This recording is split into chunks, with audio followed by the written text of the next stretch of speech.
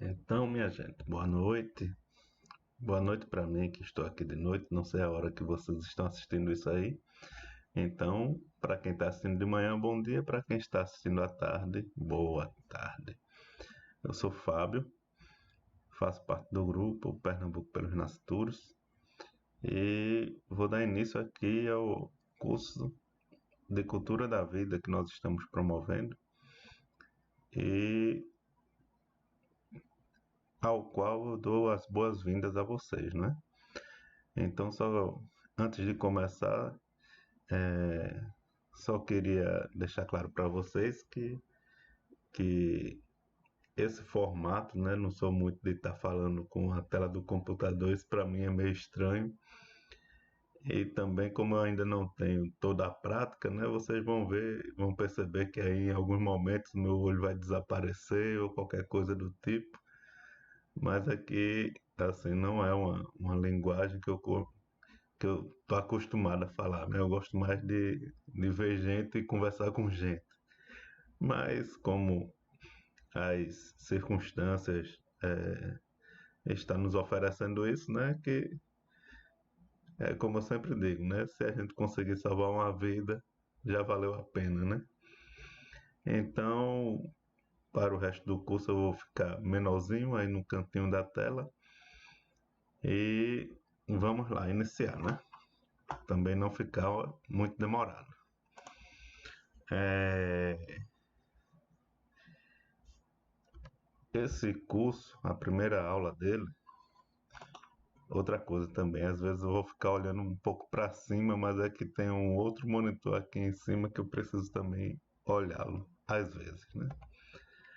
Então esse curso, a gente vai iniciar por essa aula, que é uma aula de introdução, né? A ideia aqui é fazer uma introdução e para essa introdução a gente vai usar o subtítulo aí do Império da Morte, né? Que contradição, né? Que paradigma. A gente faz um curso de cultura da vida e começa falando do Império da Morte, né? Mas basicamente a gente vai fazer isso porque a gente precisa passar para vocês, né? A gente não precisa passar, né? Porque quem é vivo, quem tem olhos e quem tem ouvidos, vê e escuta isso o tempo todo, né? Essa cultura da morte que vai tomando conta de nossa sociedade. Então a gente vai fazer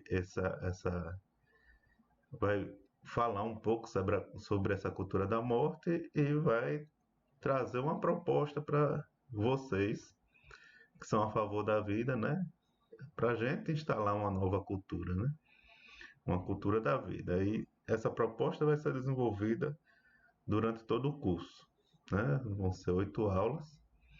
Depois eu vou falar mais sobre elas, né? Hoje a gente vai falar um pouquinho sobre o nosso grupo, quem somos, né? O Pernambuco pelos Nascituros. Vamos também falar porque um curso, né? Provida. Tanta coisa aí para fazer, porque eu não vou fazer um curso de inglês, porque eu não vou fazer um curso de espanhol, né? Porque eu não vou fazer um curso de eletricista lá no Instituto Universal Brasileiro. Por que é que eu estou aqui fazendo um curso Provida, né? Então, isso aí a gente vai falar também. Vai falar também, aí sim, falar sobre a situação atual, né, da sociedade, a cultura da morte, né, nos dias atuais. E depois a gente vai mostrar para vocês como se preparar para defender a vida, né? Então sejam todos bem-vindos e vamos lá.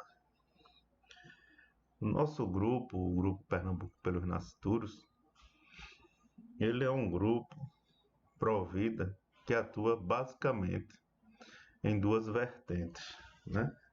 A primeira vertente, a cultural, a segunda vertente, a política. Então são as duas linhas de ação que a gente trabalha, né?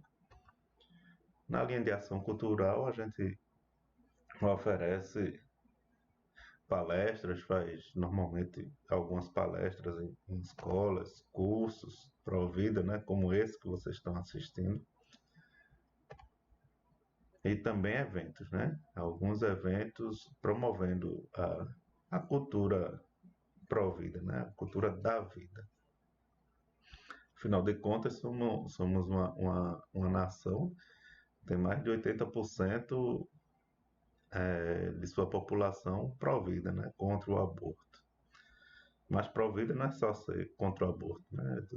Assim, o conceito é de defender a vida em qualquer situação, né? Desde a concepção, desde quando ela inicia, até seu fim natural, né? Até a morte natural. Então isso é ser pró-vida, né? Vamos lá. Uma outra vertente que a gente trabalha é a questão política, né? É aquela que pouca gente gosta, mas que precisa ser feita, né? Porque os, os maus, né, se aproveitam do silêncio dos bons, né? Então a gente também tem que atuar nessa área. A gente também tem que estar com atuação política, né? Afinal de contas, se a gente não atuar politicamente, só o pessoal da cultura da morte, né? Os maus que vão dominar tudo, que a gente já vê que domina boa parte, né? Mesmo sendo minoria, domina boa parte. Então a gente tem que mostrar a voz da gente. Dentro dessa vertente política, a gente pode citar alguns exemplos de ação, né, que a gente pode fazer. Uma delas, uma moção de repúdio. O que é isso, né? Inclusive, o grupo da gente, ele teve início basicamente por conta de uma moção de repúdio, né? A época, quando foi proposta a DPF 442, que visava legalizar via judiciário, né, via o STF, o aborto para as gravidezes até 12 meses de concepção, né? 12 semanas de concepção, perdão. Então, essa DPF pretendia liberar o aborto indiscriminadamente até esse tempo gestacional, né, de 12 semanas. E o que é a moção de repúdio em si, né? Essa moção de repúdio, ela foi feita através de um vereador de Jabotão dos Guararapes. Nosso grupo ele iniciou-se em Jabotão dos Guararapes e o vereador Marlos Costa, diante de nosso incentivo, né, digamos assim, a gente apresentou a situação para ele, mostrou para ele como seria grave a passagem de uma DPF dessa, e ele, sensibilizado, propôs à Câmara Municipal que fizesse uma moção de repúdio, né? Ou seja, todos os vereadores lá votaram pela moção, e essa moção, que é um manifesto, digamos assim, um manifesto de repúdio àquela DPF, foi enviado para o STF, né? É claro que uma moção de repúdio de uma prefeitura não tem tanto peso lá no STF, né? Mas se fizermos chegar lá várias moções, isso vai dar um certo peso, né? A gente tem que fazer a parte da gente, por menor que seja, né? Mas isso já foi um grande passo dentro da cidade. Por quê? Porque a partir dessa moção de repúdio que a gente fez, a gente pôde também dar um outro passo, também com o vereador Marlos, que foi a criação da lei do nascituro, que instituiu o Dia do Nascituro em nossa cidade, né? Lá em Jabotão dos Guararapes. Isso já foi um grande passo, um grande passo para a cidade, né? Que é uma outra atuação política. Mais uma atuação política que a gente pode considerar é o levantamento, né, o incentivo aos candidatos a vereador, candidatos a prefeito, a deputado, a assinar um compromisso pró-vida, né? Isso é importante para depois que a gente possa cobrar para ele, né? Diante de uma ação que não vá a favor da vida, a gente pode cobrar com um compromisso assinado, né? E isso é bom para os políticos, por quê? Porque a gente tem uma população que é esmagadoramente provida, né? Então, o fato dele ter assinado um compromisso desse pode ser também bom para ele, né? A intenção é que seja bom para todos, né? E por fim, porém não menos importante, campanhas contra projetos de lei abortistas, né? Ou projetos de lei, eu diria até que hoje em dia, mais do que projetos de lei, as campanhas têm que ser contra o ativismo judicial, né? Porque hoje o que mais ameaça a vida no Brasil é o ativismo judicial, né? O que a cultura da morte não conseguiu implantar via legislativo, né? O aborto é uma questão dessa, né? Que não teve êxito no nosso Congresso, mas eles tentam agora por via legislativa, né? Utilizando sempre o STF, através de arguições de descumprimento de preceito fundamental, que é a DPF, ou então ação de declaração de inconstitucionalidade, direta de inconstitucionalidade, né? Ação direta de inconstitucionalidade, que são as ADIs. Então, a gente tem que estar sempre de olho aberto e sempre trabalhando para que esses interesses, né, não passem tanto no legislativo quanto no judiciário também, né? Então, visto um pouquinho do que é o nosso grupo, né, vamos começar perguntando, né? Mas por que eu não estou aqui no YouTube assistindo um curso de culinária? Por que eu não estou assistindo um curso de eletricista? Por que eu não estou assistindo um curso de inglês, né? Por que um curso Provida? Bom, o que a gente teve na cabeça é que grande parte, né, como já disse, mais de 80% do povo brasileiro é a favor da vida, né? É a favor da vida, porém é pouco preparado para defender a vida, né? E a ideia é justamente perguntar, né? Você que é pró-vida, você está pronto para defender a vida? Se chegar na sua frente uma mulher dizendo que deseja abortar, você tem como argumentar com ela para tentar convencê-la a não abortar? Você tem como mostrar para ela os malefícios do aborto, né? Então isso é importante a gente ter, né? Não basta só a boa vontade, né? A gente tem que estudar um pouquinho para não cair nas conversas dos abortistas e poder defender claramente e entender o que acontece, né? Quando uma mulher deseja abortar, né? Então a gente tem que estar pronto para ajudar. E estar pronto significa que a gente, além de boa vontade, além do desejo de ajudar, né, do desejo de defender a vida, a gente precisa ter um pouco de conhecimento também. Então, essa é a ideia aqui no curso, né? E vou fazer mais algumas perguntas, né?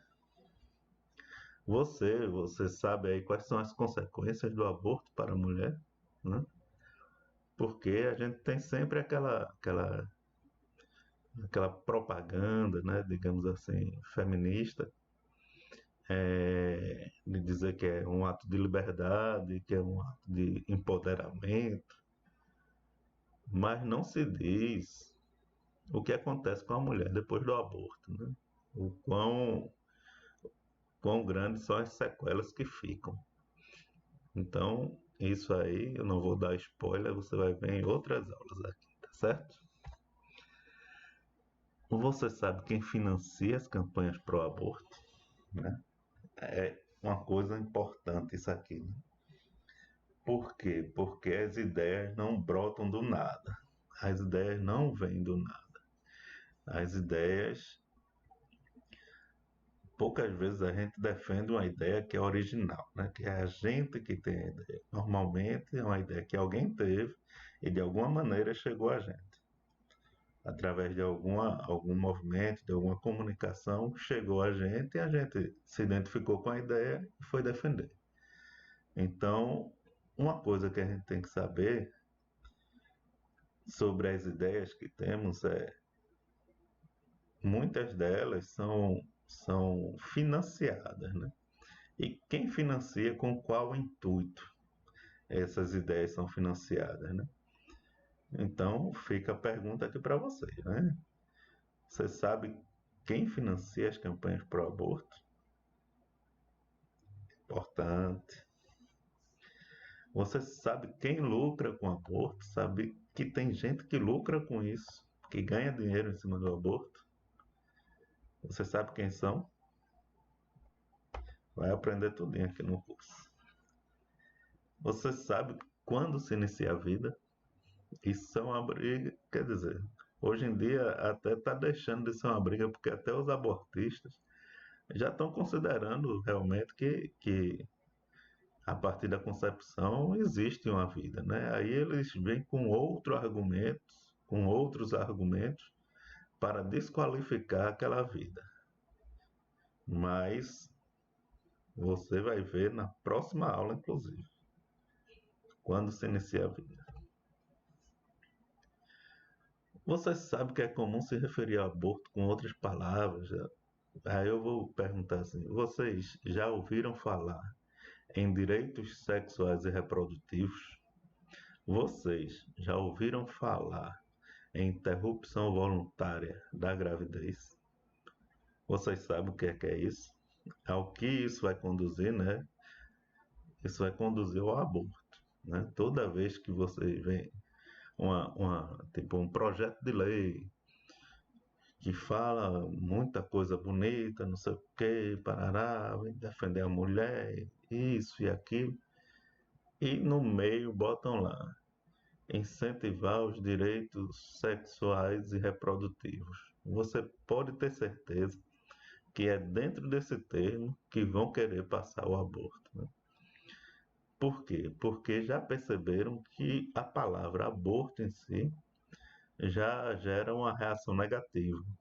Então eles procuram outros termos para, para mostrar, tentar mostrar de uma maneira mais suave, né, o que é o aborto, o que não é o aborto no caso, né? Porque até o próprio aborto é um eufemismo, né? O próprio aborto já é uma palavra para aliviar o que ele realmente é. Se você for analisar o que é o aborto, pode ser chamado tranquilamente de assassinato, né? Você pode dizer, não, aquilo ali é um assassinato. Aí a galera, não, assassinato não, né? Vamos chamar de aborto, que fica mais bonitinho, ninguém sabe o que é. Aí todo mundo descobriu que era aborto. Aí viram, porra, aborto é assassinato. Aí o que foi que falaram? Não, então vamos botar interrupção voluntária da gravidez. E por aí vai, né? Por aí vai. Tentando sempre nos enganar, né? Agora você vê que isso é com o uso de uma linguagem, né? Com o uso da linguagem, eles conseguem fazer isso. E conseguem enganar muita gente. Por isso que a gente diz que é uma cultura, né? Cultura da morte, né? Que é a cultura que a gente está combatendo aqui. Porque eles vêm de maneira cultural, né? Mexe com linguagem, mexe com, com o que a gente tem no dia a dia, né? Então isso é a cultura. Por isso que é cultural essa briga. Mas vamos lá, continuar. A cultura da morte nos dias atuais.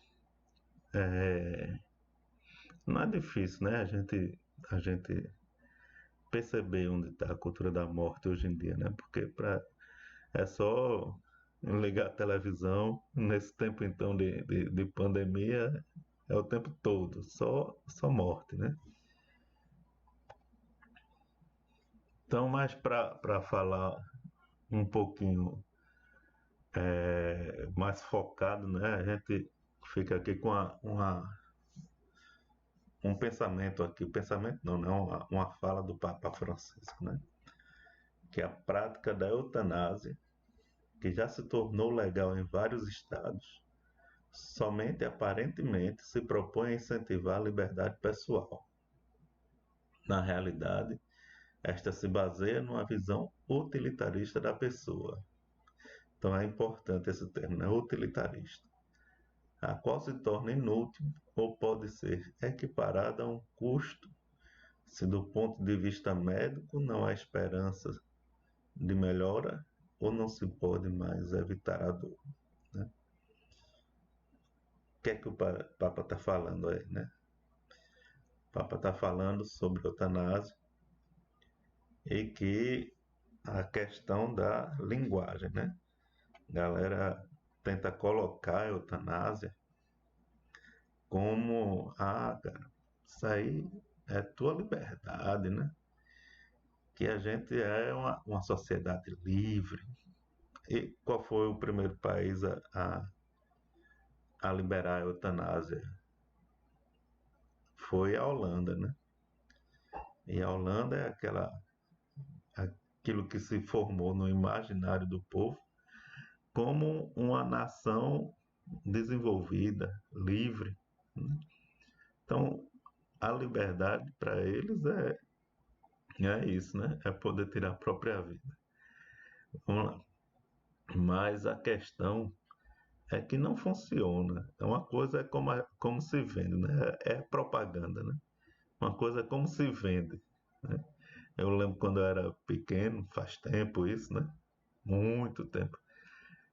Tinha um carro que era vendido, que era o Fiat 147, que o povo dizia que já tinha um trocadilho que eu não lembro bem, mas que o cara já começava enganado, né?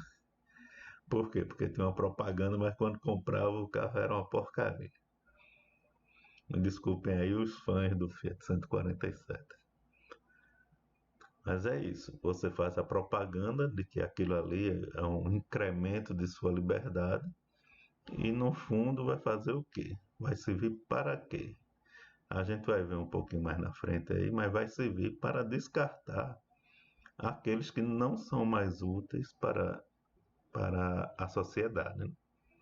Ou seja, vai virar um descarte, né? E a liberdade da gente vai se transformar nisso, vai se transformar num descarte. Sobre a eutanásia aí a gente tem algumas matérias, alguns artigos que, tipo aqui, Supremo Tribunal da Holanda expande lei da eutanásia. Eutanásia por depressão, de 20 a 30% da eutanásia pode ser utilizado, pode ser chamado de homicídio, né? Vamos dar uma olhadinha em algumas dessas matérias aí, tá certo? Deixa eu só mostrar aqui para vocês.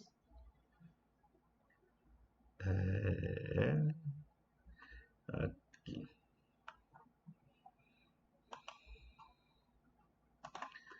Só um minutinho. Pronto, vamos lá. Mostrar aqui que eu acho que vocês estão vendo agora. Começar por essa matéria aqui. A médica que a Holanda condenou por ajudar a mãe a morrer e outros casos, né? Primeiro de tudo, né? Qual é o contexto em que surgiu essa matéria? Essa matéria surgiu um pouco antes de entrar na pauta do Congresso português, a questão da eutanásia, né? Então vamos lá. eutanásia, morte assistida, o suicídio assistido. Não tema fácil, qualquer que seja a parte do planeta. Vamos focar nas partes mais que a gente pode tirar alguma coisa aqui, né? Primeiro de tudo, né, se recuarmos aqui em 1973, chegamos ao caso da médica Gertruida Postman, que teve que responder em tribunal por ter ajudado a própria mãe a morrer com a administração de uma dose letal de morfina. Então a gente tem que perceber que a maneira a maneira de tentar implantar a cultura da morte, ela normalmente tem o mesmo padrão, né? A gente já falou aqui na questão da linguagem, que tem a linguagem, o aborto também tem a sua linguagem, né? De interrupção voluntária de gravidez, direitos sexuais e reprodutivos. E a eutanásia a gente também já viu, né? Liberdade pessoal, direito de decidir, morte digna. Então, essas são as palavras bonitas que servem para esconder uma realidade feia, né? E uma outra coisa, além da questão da linguagem, é ter um caso-chave, né? Assim, tipo esse caso dessa médica que ajudou a mãe a morrer, né? Que administrou a eutanásia à mãe, de 73. Então, esse caso foi um caso que repercutiu muito lá na Holanda e que, no fim das contas, por tanta repercussão e que gerou uma comoção, né? Chega a gerar uma comoção na sociedade. Por quê? Porque trazem uma realidade que se quer impor para toda a sociedade, trazem para um caso específico. Aí, na hora que você traz para um caso específico, aí você vai começar a imaginar, se fosse meu parente, né? Toda aquela coisa e vai gerar uma comoção. E a partir dessa comoção é que eles ganham mais apoio à causa e vão sempre tentando fazer mais isso, né? Primeiro choca, mas depois a sociedade começa a se acostumar, porque aquele assunto vai ficando sempre em voga e acaba que você se acostuma com aquilo, né? De tanto se falar, aquele negócio passa a ficar, digamos que normal, né? Então, esse caso aí da Holanda, de 73, veja só. Na Holanda, na própria Holanda, a eutanásia só virou legal em 2001, né? A lei foi em 2001, que entrou em vigor em 2002. Tá aqui. 2001 entrou em vigor em 2002. Né? Então foram aí praticamente 30 anos, né? 30 anos depois desse caso.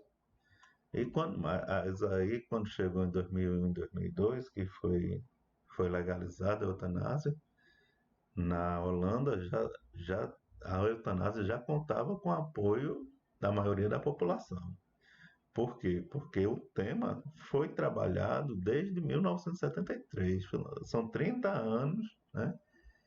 73 teve aquele caso para chocar, para comover, e depois se foi sempre tocando no tema, sempre puxando aquele tema, até que em 2001 chegou a hora de legalizar, né? Porque a sociedade já estava dominada pelo aquele assunto, né? Já estava aquela cultura da morte já tinha sido impregnada na sociedade.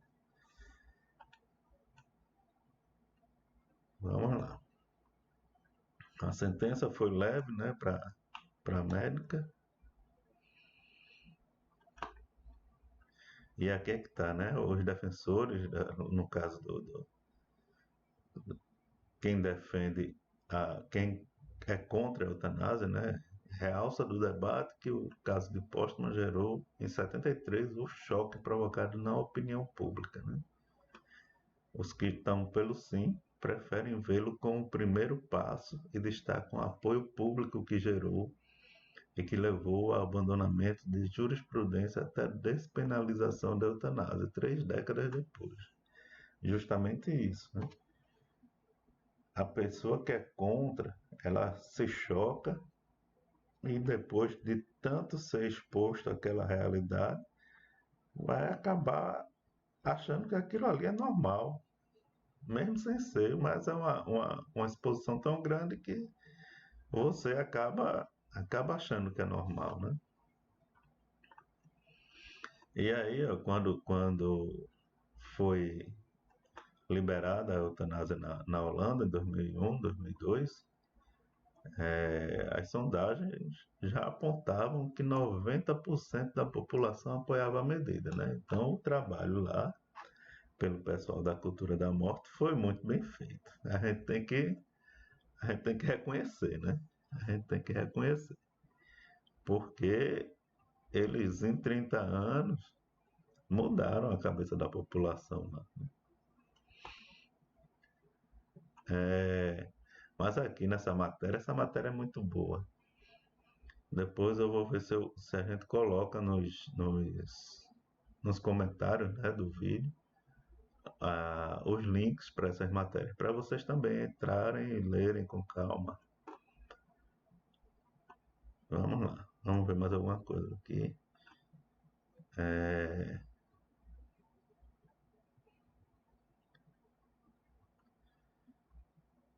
deixa eu ver aqui, pronto. Aqui. Primeiro julgamento na Holanda, né? Isso aqui foi de 2016, salvo engano. Deixa eu só ver aqui qual era a data. Não, já era 2020, já foi desse ano. Então, o primeiro julgamento da Holanda, acontecido no ano passado, o que ele está falando aí é de uma médica que, aqui, visto com mais liberdade nessa matéria, assistiu ao primeiro julgamento de uma médica por ter eutanasiado uma mulher de 74 anos com Alzheimer, né? Essa mulher tinha escrito, há coisa de 4 anos atrás, que queria ter acesso à eutanásia se alguma coisa acontecesse, né? Ela nem tinha a doença ainda, né? Nem tinha a doença de Alzheimer. Mas aí o que foi que aconteceu? Deixou escrito, aí o povo, como ela não tinha Alzheimer, ou como ela tinha Alzheimer, ela não, durante a doença dela, ela não pediu para ser morta, mas tinha deixado escrito antes, né? Então vai que ela tenha mudado de ideia, né? Tenha mudado de ideia, mas a família e a médica foram lá e aplicaram a eutanásia nela, né? Aplicaram a eutanásia, né? Que parece até que é uma injeção. Uma injeção chamada eutanásia, né? Fizeram a eutanásia nela. Provavelmente por meio de uma injeção, mas o nome da injeção não é eutanásia. Vamos lá. A maioria dos pedidos de eutanásia costumam vir das famílias. Isso aqui é importante, né? Costumam vir da família, nomeadamente dos filhos que alegam que a vida dos pais perdeu dignidade e querem que o sofrimento lhes seja aliviado. Aí a gente fica na dúvida, né? Que o sofrimento de quem? Dos pais ou dos filhos sejam aliviados, né? Porque vão deixar os pais para morrerem, né? É uma realidade muito triste isso. Há uma diferença entre o que está na lei e o que se passa no terreno, né? Isso aqui também é importante. Vemos que morrem 1.000 holandeses por ano sem terem dado seu consentimento explícito. Isso após a despenalização da eutanásia. São verdadeiros homicídios, né? Acusa Maria Margarida Teixeira, acrescentando que na Bélgica os casos são 2 ou 3 vezes superiores, né? É aquela história, a gente começa dizendo, não, só vai ser se a pessoa for em dois médicos que atestem grande sofrimento e que deixe por escrito que gostaria, mas tem gente aí sendo morto por vontade da família, né? E aqui vem um pouco do que eu estava falando, né? Assim, tem os casos chaves que são utilizados para causar comoção e buscar o apoio da população, né? Então o pessoal escolhe muito bem e dá ampla cobertura mediática aí para esses casos, né? E aqui ele fala de uma pessoa da Espanha, dos Estados Unidos, da Holanda e da Itália. Não vou ler todos não, mas vai ficar aí o link e vocês dão uma olhada aí depois. Ok? Porque senão a gente vai passar aqui horas e horas só lendo. E como todos vocês sabem ler, né? Não tem essa necessidade.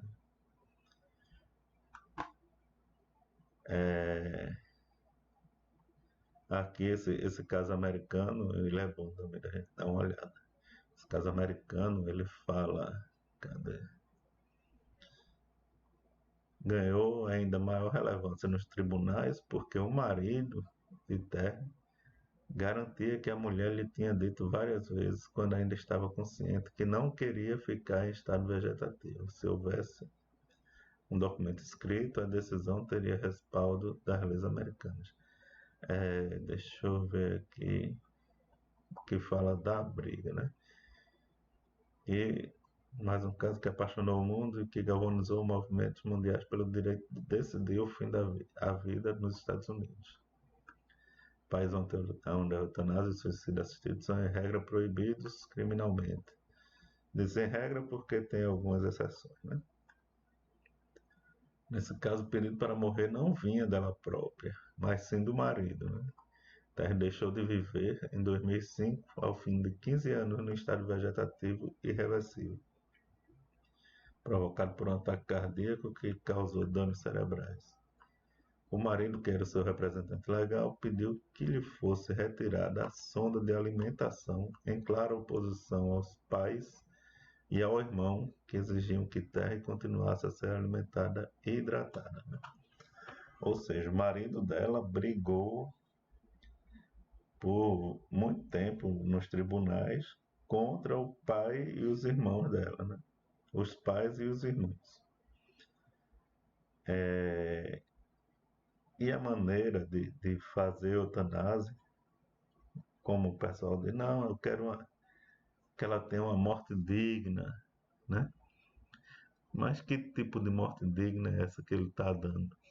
Tirou a sonda de alimentação, né? Ou seja, vai deixar ela morrer de fome. E morrer de fome é uma morte digna, né? Qualquer morte matada não é digna, né? Só morte morrida. É o caso da Bélgica, morte de crianças sem limite de idade.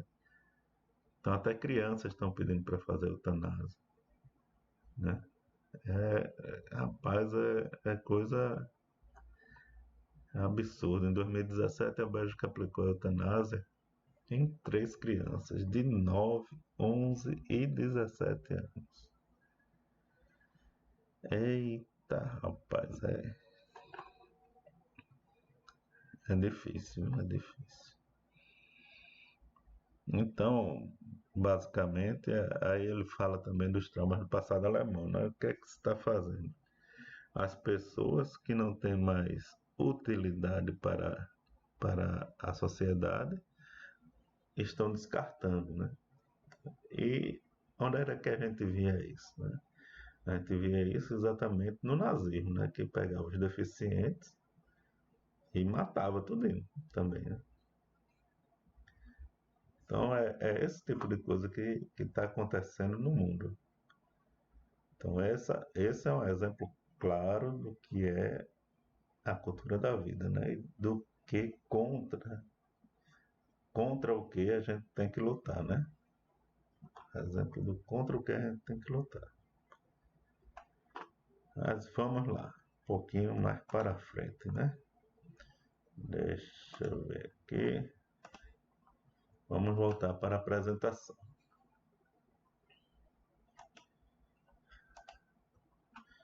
Aí tem esse carinha aí, vocês sabem quem é esse cara?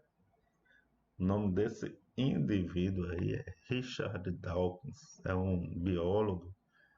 Para falar a verdade, eu não sei nem qual é a nacionalidade dele, mas ele é um grande expoente da defesa do ateísmo, né? Do ateísmo. O que a gente vai falar não tem a ver com ele ser ateísta, até porque tem ateístas que defendem a vida também, né? O que a gente vai falar aqui tem a ver com falta de caráter, né? Do cara ser. Sei não, me vem muitas palavras aqui na cabeça, mas eu não posso falar nesse vídeo. Só um exemplo aqui do Twitter.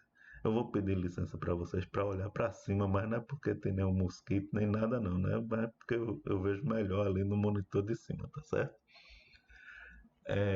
Isso aqui foi no Twitter, né? Uma pessoa falou, né? Uma mulher falou uma coisa e ele respondeu, né? A mulher que falou o seguinte: eu honestamente não sei o que eu faria se tivesse grávida de uma criança com síndrome de Down. É um dilema ético. A mulher falou isso, né? Que já, assim, qual é o dilema ético? Não tem dilema nenhum, né? Dilema zero. Aí esse indivíduo aí, né? Já vi muita gente assim que chama, tem um adjetivo para uma pessoa assim que é a famosa alma cebosa, né? Mas esse carinha aí, ele falou o seguinte, ele respondeu esse Twitter dessa pessoa dizendo, resolve aí, aborta e tenta de novo, né? Seria imoral trazê-lo ao mundo se você tem escolha, né? Seria imoral você trazê-lo ao mundo se você tem escolha. Meu amigo, como é que cara desse fala um absurdo sem limite desse, hein? Rapaz, resolve, é facinho, aborta e tenta de novo. Rapaz, que valor tem a vida para um cidadão desse, hein? Um cidadão desse, a vida não tem valor nenhum. Isso porque a pessoa tem síndrome de Down, ele não tem o direito de viver. É, eu fico indignado com um negócio desse, hein? Então vamos ver algumas matérias aqui sobre o aborto, né? Assim, as duas grandes vertentes da cultura da morte é a eutanásia e o aborto. A gente aqui no Brasil fala muito mais em aborto porque ainda não trouxeram a pauta da eutanásia, né? Como não venceram a pauta do aborto, ainda não trouxeram a pauta da eutanásia para cá. Mas em boa parte do mundo aí, como a gente viu, estavam tentando em Portugal e conseguiram, né? Passar a eutanásia lá, eles estão tentando, estão tentando. Assim, uma coisa que a gente também, quem é a favor da vida, tem que ter claro, é que a gente não vai ter descanso, porque o pessoal da cultura da morte não nos dá descanso. Eles conseguem uma coisa e tentam outra, e vão tentando outra, e vão sempre tentando ampliar o que eles conquistam. Então, a luta da gente é dia a dia, minuto a minuto, para impedir que se, que se expanda, né, essa cultura. Então, vamos ver só essas matérias aí, né? Essa primeira, ela fala aí da interrupção da gravidez ao extermínio, genocídio internacional do síndrome de Down, né? A gente tem, não sei se vocês lembram, mas uma das perguntas que eu fiz quando estava falando sobre o porquê termos um curso de cultura da vida foi se vocês sabem quem é que ganha com o aborto, né? Então, nessa tela aqui,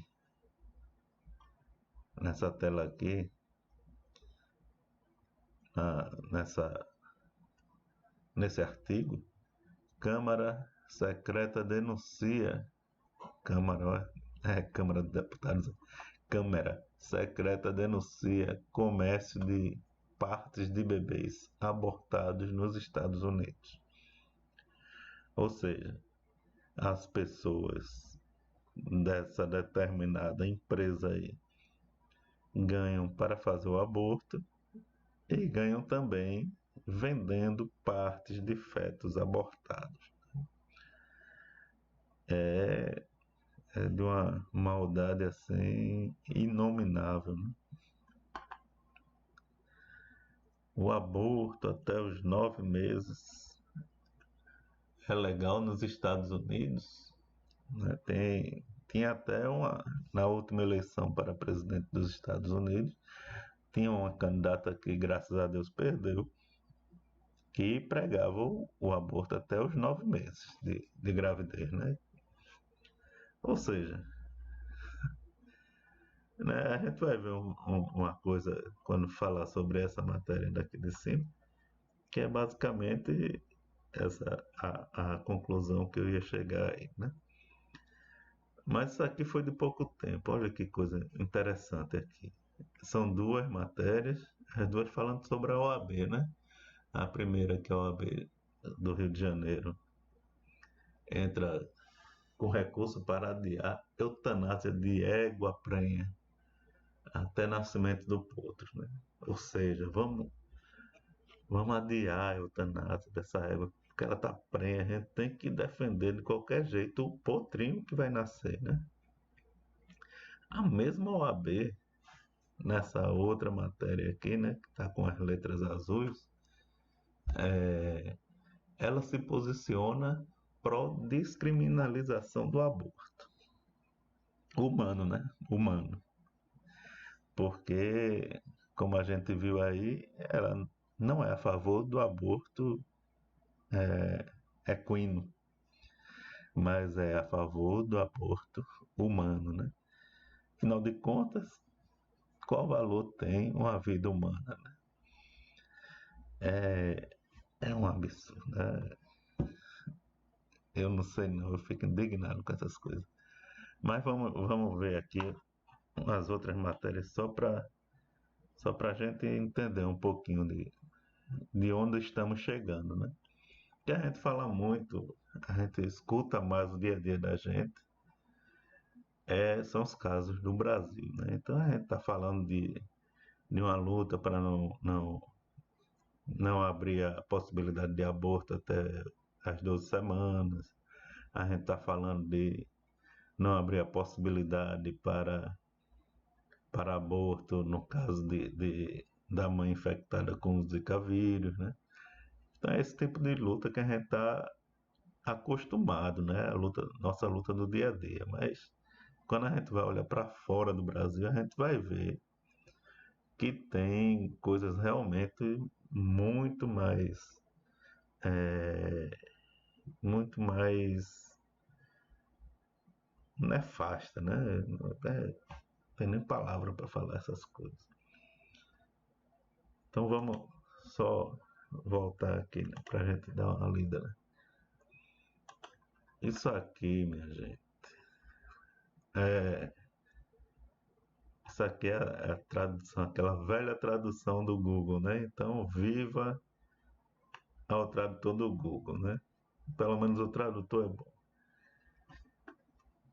Isso é um jornal, veja só, jornal de ética médica, né? É um jornal em inglês, de ética médica, ética, a gente está falando de ética médica.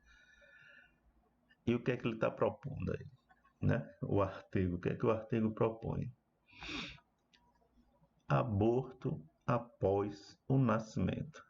Por que o BBB? Desculpa. Por que o bebê deveria viver? Vocês entenderam, né? Aborto após o nascimento, né? Veja que nome bonito, né? Aborto após. Depois que nasceu, como é que tem como abortar depois que nasceu? Não, a gente tá falando de assassinato aqui, de infanticídio, né?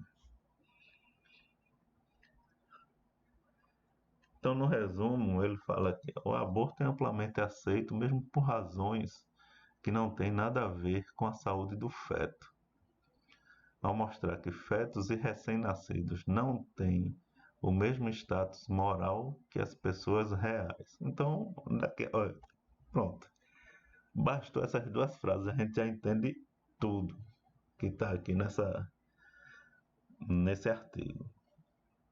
Ele está dizendo que o aborto é amplamente aceito já, né? Mesmo que não tenha nenhuma razão de saúde para fazê-lo, né? A gente está falando da Inglaterra. Na Inglaterra, o pessoal utilizou o aborto como método perdão, método contraceptivo, né?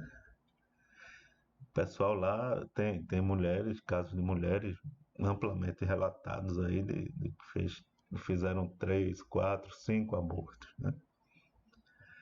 Então, o aborto é amplamente aceito, mesmo que não tenha nenhum fator de saúde aí relevante. E ao mostrar que fetos e recém-nascidos não têm o mesmo status moral que as pessoas reais, ou seja, pessoa real, não sei o que é que ele quer falar aqui, deve ser tipo pessoa adulta, né? E ele põe pessoa adulta, ou sei lá a partir de que momento, com um status moral, com um status moral que o permite viver. E os fetos e os recém-nascidos não têm esse status moral. Isso é o que ele está falando, viu? Não tem esse status moral. Por isso, podem ser mortos. Vocês estão entendendo? Vocês estão entendendo isso aqui? Bom, depois vocês dão uma lida, porque o que ele fala é o seguinte: muitas vezes é permitido fazer o aborto por dificuldades de saúde, por problemas que possa vir na saúde da mãe. E muitas vezes esse problema se dá no, no próprio parto. Ou seja, uma criança que ficou sem oxigênio ali no parto e vai ter alguma sequela. Aí, ou seja, depois que nasceu, você tem um tempinho ali para. Me desculpem pela palavra, pela palavreado, mas é o que eu entendo que o cara tá pensando desse jeito, né? A gente vai ver se vinga, né? Aí, se vingar, mas se tiver sequela, aí a gente mata. É, é esse tipo de maldade, né? Porque isso não pode ser coisa só de um homem, não, né? É muita maldade pensar dessa maneira, né? É, bom, aí é bom realmente vocês lerem essa matéria, lerem esse artigo, que vocês vão ter uma noção razoável de onde a gente chegou, né? De onde a cultura da morte chegou, né? Para a gente ver uma coisa dessa no jornal de ética médica é realmente revoltante. A gente, qual o pensamento do cara, né? A gente está falando de ética. Mais uma vez é bom deixar isso claro. Falando de ética, o cara no jornal de ética vai dizer o seguinte: a gente já mata o bebê dentro do ventre da mãe, né? A gente já mata. Qual é a diferença entre o bebê dentro do ventre da mãe e fora? Nenhuma. Então, ao invés dele estar propondo dar segurança ao bebê que está no ventre, não. Ele está propondo o direito de matar aquele que já saiu do ventre também. É realmente, sei não, isso é coisa do capiroto. E outra matéria aqui, na Gazeta do Povo, o título aí a gente já vê onde é que vai chegar, né? Da interrupção da gravidez ao extermínio, né? O genocídio internacional da síndrome de Down. Isso aqui, graças a Deus, a gente aqui no Brasil ainda, vou repetir, né? É um povo que não aceita bem essa, esse tipo de modernidade, né? Esse tipo de cultura da morte. Aí ele fala de Lucas, o garoto com Down que ganhou um concurso para ser garoto propaganda, e mas depois ele vai dizer que Lucas é um bebê que, além de ter ganho esse concurso, a maior vitória dele é ter nascido, né? Por quê? Aí ele fala que as estimativas variam, mas nos Estados Unidos o índice de aborto de crianças em que a síndrome de Down é detectada ainda no útero está na faixa de 67%. É, toda criança com síndrome de Down que é detectada ainda no ventre, nos Estados Unidos, 60% delas são jogadas no lixo, né? São abortadas, são assassinadas. A palavra é essa mesmo, não tem outra palavra para descrever isso, não. Aí a gente vai ver em outros lugares, né? A Irlanda anunciou com sucesso a eliminação de pessoas com síndrome de Down. Ou seja, na Irlândia, raramente se nasce alguém com síndrome de Down, né? Normalmente todos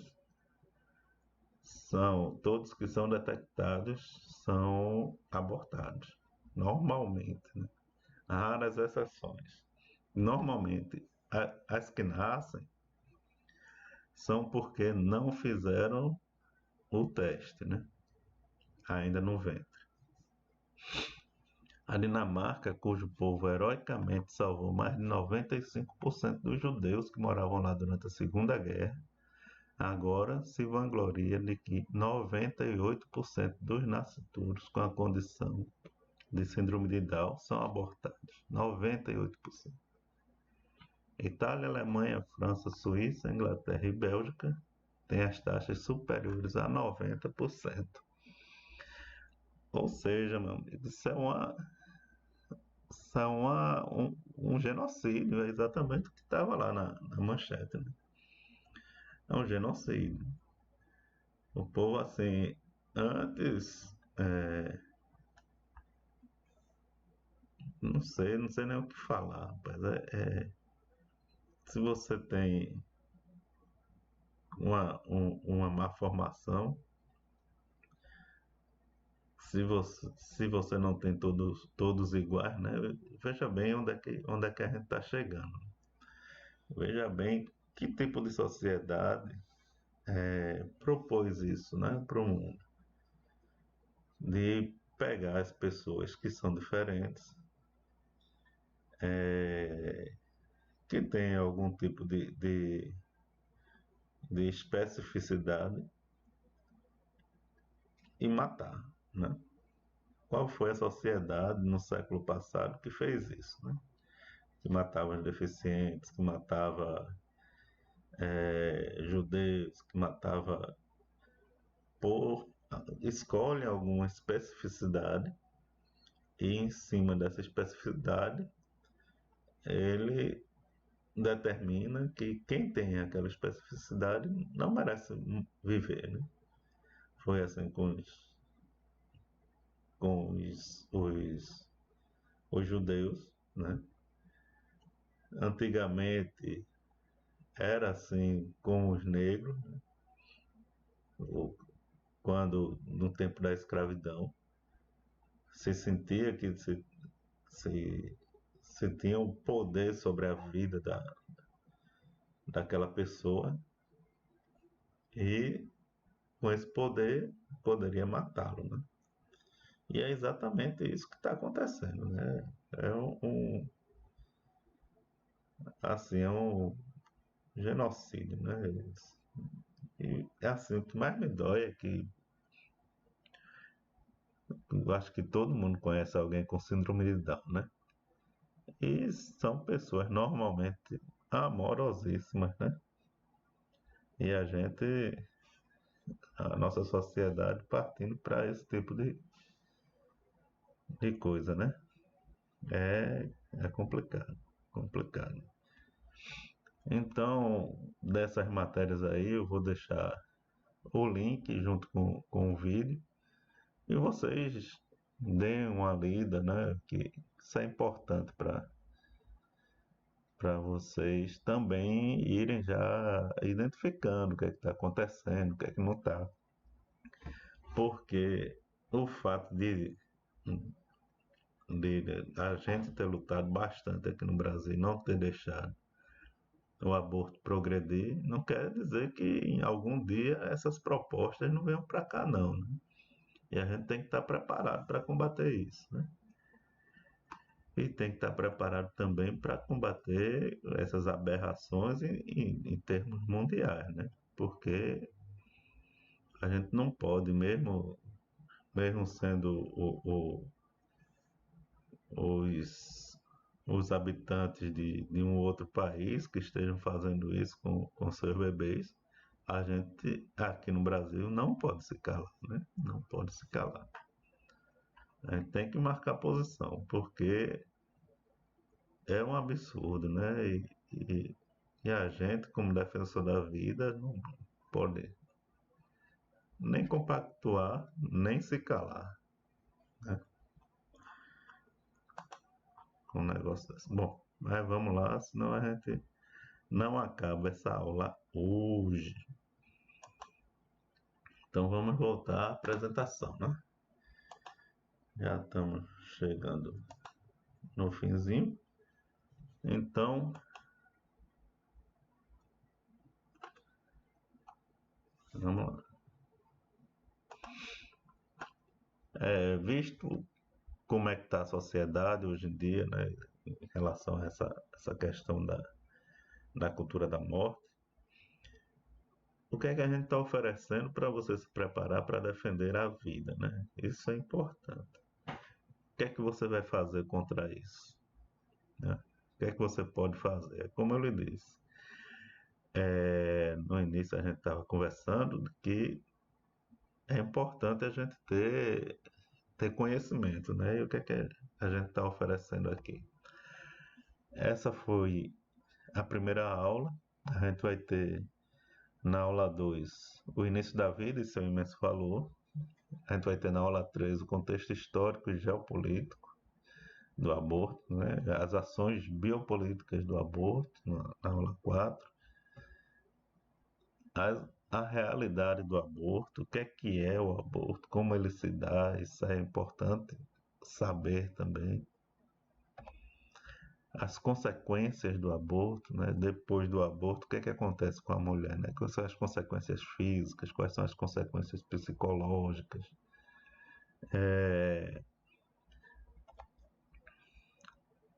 A gente vai falar sobre as ações pró-vida, né? O time pró-vida. Então, qual é o histórico? De onde vem esse movimento? Como iniciou no mundo? Como iniciou no Brasil? Isso vai estar tudo comentado aí na aula 7, na aula 8, uma vez que eu aprendi bastante sobre a cultura da vida, né? Sobre como ser provida, onde é que eu posso me engajar, né? Então a gente vai falar sobre exemplos de trabalhos provida, né? Você se identifica mais em trabalhar aconselhando mulheres que pensam em abortar, então tem um pessoal que trabalha com isso. Você se identifica mais em fazer esse trabalho cultural ou político, feito nós fazemos no nosso grupo, você vai ter gente que faz isso também, né?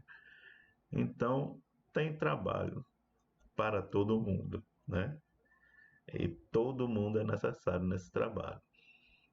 Você só pode ficar, tudo que você pode fazer é rezar, então rezemos pelos nascituros, né? Todo trabalho é importante e é bem-vindo.